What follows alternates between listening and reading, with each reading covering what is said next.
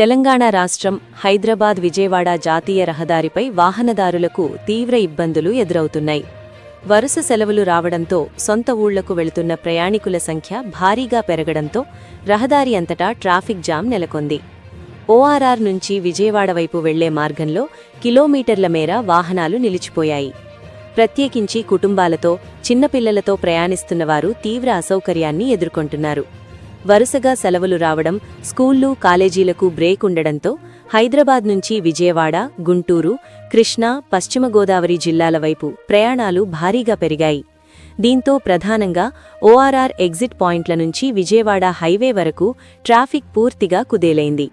ప్రస్తుతం రహదారిపై పరిస్థితి ఎలా ఉందో చూద్దాం. హైదరాబాద్-విజయవాడ జాతీయ రహదారిపై వాహనాల రద్దీ అంతకంతకు పెరుగుతోంది. ఓఆర్ఆర్ నుంచి విజయవాడ వైపు వెళ్లే రహదారిపై గంటల తరబడి వాహనాలు నెమ్మదిగా కదులుతున్నాయి. కొన్ని చోట్ల రోడ్డు విస్తరణ పనులు జరుగుతుండటంతో లేన్లు తగ్గిపోవడం ట్రాఫిక్కు ప్రధాన కారణంగా మారింది. దీంతో కార్లు, బస్సులు, లారీలు ఒకదానికొకటి అడ్డుపడుతూ ముందుకు కదలలేని పరిస్థితి ఏర్పడింది. ప్రత్యేకంగా చౌటుప్పల్, నార్కట్పల్లి, కోదాడ సమీప ప్రాంతాల్లో ట్రాఫిక్ తీవ్రంగా ఉంది.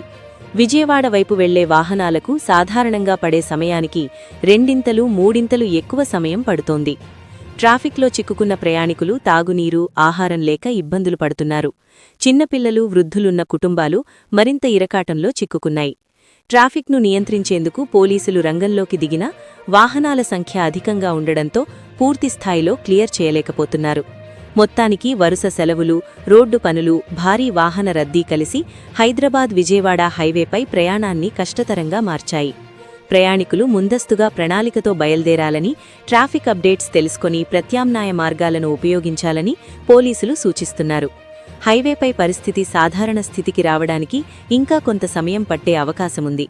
ఇలాంటి మరిన్ని అప్డేట్స్ కోసం మా ఛానల్ను చూస్తూనే ఉండండి. Stay tuned. స్ఫూర్తి ఇండియా న్యూస్. ఇది సామాన్యుడి చేతిలో అస్త్రం. మన ఛానల్ను సబ్స్క్రైబ్ చేయటం మర్చిపోవద్దు.